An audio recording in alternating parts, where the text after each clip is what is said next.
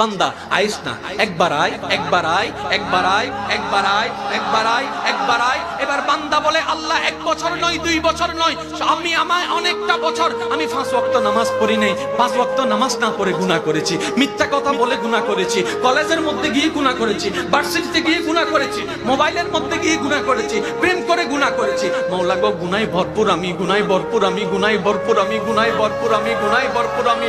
মাওলা তোমার দেওয়া নিয়ামত খেয়েছি, তোমার দেওয়া নিয়ামত রিজিক খেয়ে দেহটাকে শক্তিশালী বানিয়ে তোমার জমিনে দাঁড়িয়ে তোমার হুকুম অমান্য করেছি, তোমার নবীর হুকুম অমান্য করেছি। ও মাওলা, ও মাওলা, আমার তো বড় লজ্জা লাগে, একটা ভুল করলে কারো সামনে যাওয়া যায় না, মাথা নিচু করে রাখতে হয়। আমি তো 1000টা ভুল করেছি মাওলা, ও মাওলা আমি কোথায় যাব, ও মাওলা আমি কোথায় যাব?